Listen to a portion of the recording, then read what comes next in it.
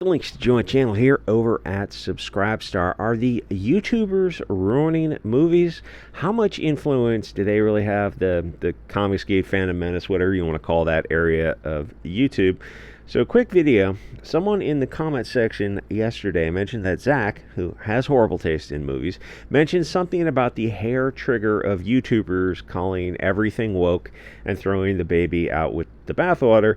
So I didn't have the energy to watch a 43-minute YouTube video because YouTube sucks. So I read the comments instead and got the gist. The guy made the comment to me because I had said something similar in yesterday's video about how many of us, myself included, have a hair trigger to anything woke. But I think both things are true. That our radar is super sensitive while simultaneously everything is woke cancer. And it has become a self-fulfilling prophecy. That's why I said I think Hollywood is in a death spiral, because they've been pushing anti-white identity politics for so long. And I mean, a bunch of other things that the audience is not on board with. I'm just focusing on that one piece of identity. There's a bunch of others. I think Christians could focus on it, or the nationalists could focus on it. There's a bunch of stuff within the umbrella of woke. But it caused the victims of this hatred to see themselves as a distinct identity group. So it changed the equation. There were many things that the audience had let slide in what they had called for a long time as preachy scenes in TV or movies, little microaggressions of anti-whiteism or anti-Christian, anti-nationalism, whatever, because Hollywood is obviously a toxic far left space with their agenda. But the tolerance for all of that went out the window. It passed a bingo point of no return because the culture war was in low gear. It's not anymore. All the media is focused on hating people of European descent. Pretty obviously now. You really have to be asleep not to see it, because the media is all Bolsheviks pushing a globalist narrative. This is the video I covered roughly yesterday, but it's not that people don't watch all the videos. So Hollywood is going to dial down woke, but even if they did, it wouldn't be enough because our tolerance for woke is over. To be fair, I'm probably a little bit on the outlier. You're wearing a tinfoil hat right now because I have PTSD from non-Euro characters. If I see them in an advertisement for a movie, I know the movie is going to be crap. And this isn't me being overly... Oh, if you're an SJW, please don't watch the video. And if you subscribe, just go ahead and unsubscribe. You're not going to enjoy the channel. This isn't me being overly sensitive. I mean, it's not my fault that you're a pussy. Because the movies actually are crap. Because Hollywood is scared of non-Euro characters. And they openly hate European people. I don't want to see any non-Euro diversity in films because 100% of the time, it's crap Mary Sue characters. Don't get me wrong, I can write non-white characters because I'm extreme base Chad Hugo Boss. And that means that I can treat people fairly, but Hollywood can't. And people like me obviously are not allowed in Hollywood, so there's not really an issue here because this is a permanent direction for Hollywood. This isn't going to ever change. They might dial things down a little, but it wouldn't be enough, and I don't even think they're concerned about even moving in that direction. Because like I've said so many times, and I will continue to say until I'm shown the door on YouTube, is that this is a religion to them. It turns out that people really do need a higher power in their life. And when you destroy traditional religion, people will fill it with something else, some other kind of fanaticism. And that's what you're seeing now with this current globalist push. You're never going to see movies with blacks, Jews, Latins, Arabs as legitimately evil characters, as at least as evil, as antagonistic as they portray blonde-haired, blue-eyed characters. There is just too much ingrained infrastructure that will not allow it because we live in a society. Take some movies where the blonde person is evil, stupid, violent, or just incompetent, and just imagine swapping in a black character. Now do that for all the movies that come out for the next 20 years or any other non-European character, because that is what they've done to the Nordic straw man out of central casting World War II cliche for the past 40 years. And it just progressively has got worse.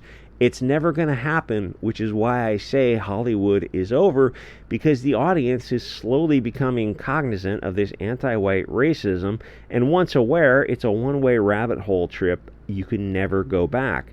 So I was thinking about the comment while walking, and I've often thought that you could outline about 75% of a movie review before you even watch it. And that's not phoning it in, because the new woke movies are simply that predictable. All you need to see are the previews and the poster, and you can make predictions that are going to be accurate, because Hollywood writes in such a tight groove. Because Hollywood is made for lower IQ people who want to smoke a J in the car, eat popcorn, and forget about the movie after it's done. Hollywood's idea of edgy, challenging beliefs and being cutting edge is making the Catholic priest the bad guy who was sacrificing illegal immigrants to the demon in the hidden door under the church, and secretly a Kathleen Kennedy Club member, if you know what I mean. A lot of white sheets.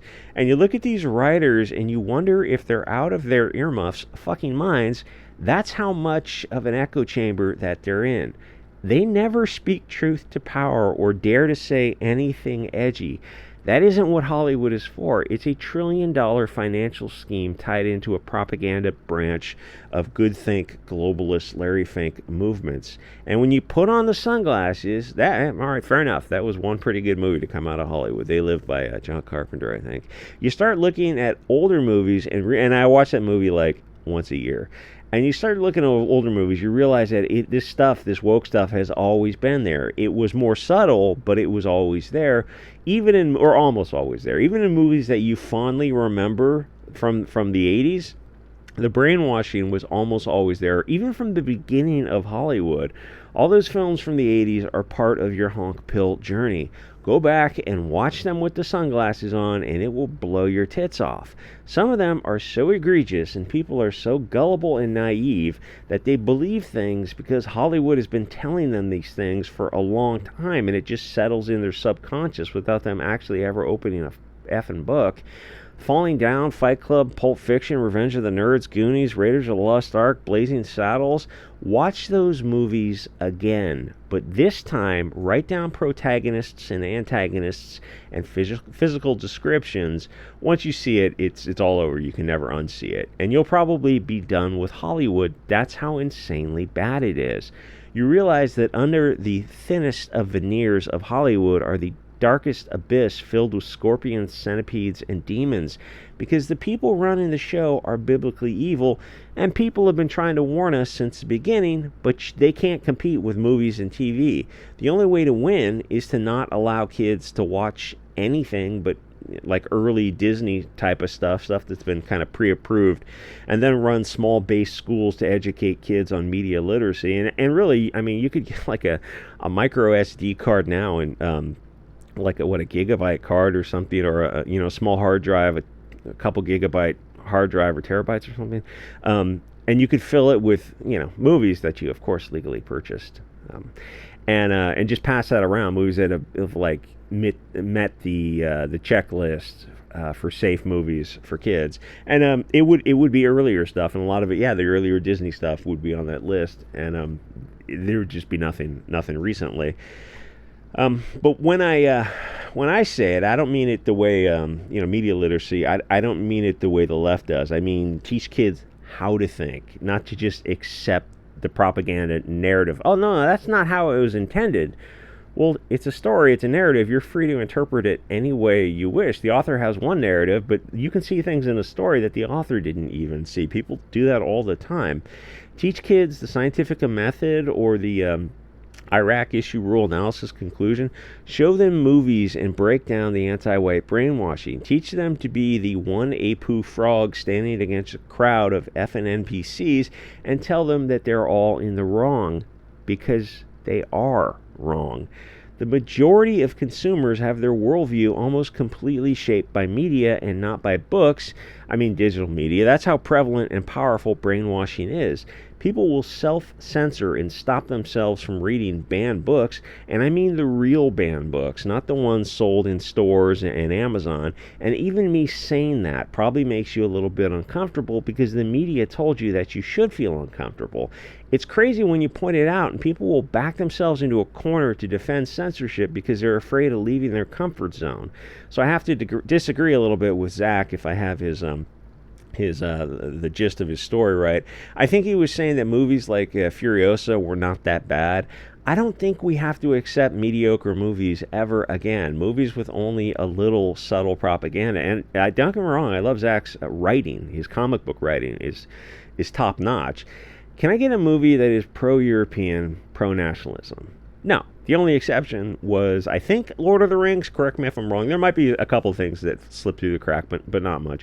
3 movies, and like Vegan sent me the Viking movie, the DVD, and there's a few things like that will slip between the cracks. But Lord of the Rings was the biggest one. It was 3 movies in 25 years, movies that will never be made again, because there is simply nobody in Hollywood who can say that they're not globalists. They're nationalists, and they want to make films to empower and uplift the tribe of European people. The idea would be inconceivable. It wouldn't get funded. It would get laughed at. It wouldn't get distributed, and everyone involved would be debanked and blacklisted. Doesn't that make you stop and wonder why you don't see movies like that? Instead, you get the Black Viking Queen and nonstop globalist propaganda, and they expect you to just take it. By the time, because people are afraid of speaking like I'm speaking. But, that's part of doing this, is trying to move the window to try to normalize stuff a little bit. By the time they made The Hobbit, Hollywood was over, and they had started putting non-Europeans in these European-based fantasy villages, and that was 20 years ago. Then they accelerated into Rings of Power, which is effing insane. Raiders of the Lost Ark was well filmed, but obviously ridiculous in the portrayal of the Germans. I see that now as an adult, but still, the cinematography was amazing. I mean, you could watch that movie with the sound off on a kind of a bigger screen, and you can see how they set the shots, and you're like, that is seriously impressive. I don't know who the director of cinematography was. Okay, so the cinematography was amazing. Now, make a similar movie, but with the Japanese instead of the Germans. Set it in China, Korea, or Pacific Island. The struggle snuggle of Nanking. The Chinese and the Koreans, and even the Americans, all prisoners of war, had a lot to say about the Japanese. It's weird those stories don't get told. Yeah, that's not going to happen, or rarely. Very rarely do they get told. And they don't get fully told, if you know what I mean. That's not going to happen, though I will say the Asians are slowly losing their privilege on the Alinsky Marxist scale. So maybe nowadays they might make it as a warning to Asians to get back on the plantation, and don't they dare think about setting foot off it. You see war movies. Now, how many movies did you see about the evils of the Bolsheviks?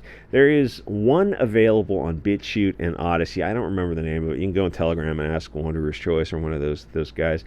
That's it. Because Hollywood would be essentially making a movie about their own grandfathers. Even the German movies outnumber the Japanese to 100 to 1, which doesn't make sense when Japan actually attacked Pearl Harbor, Oahu. But everything starts to make sense, and then it becomes crystal clear, and you have to get past the black pill into the clown pill. Anyway, all this leads to the doom loop death spiral of Hollywood. Zach, I guess, thinks we're too hard on them. No, we're not critical enough. You don't have to turn your brain off and just, popcorn, smoke a J, get a hand job in a theater, and just consume product. Furiosa and the Marvels and others, I even said in the reviews of both those things, I said, yeah, they did some things right in that movie, but I'm done settling for milquetoast, not when the tickets are $17 freaking dollars. I think it's only, I don't know what the matinee is, but you get the idea. It's leave the house, buy the tickets. It's something. It's not free. It's not, even if it's free, a lot of this stuff is not even worth sailing the high seas for. And you shouldn't have to accept something like, oh yeah, I guess it wasn't that bad. It did some things right. It's like, why didn't they do everything right? Oh, because it's not politically correct.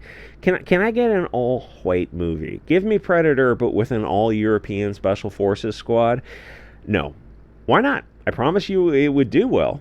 And that's the reason they don't, because they don't want to have something to juxtapose with. That's why they won't make those types of movies. They don't want it as an example, because everyone would then point to it and go, hey, look, this movie did really well. Why don't you just repeat that? It's like, it doesn't make financial sense to not keep making these. Hey, look, you put a bunch of beautiful, blonde, blue-eyed folks running around doing whatever kind of movie. Why don't you make more of that?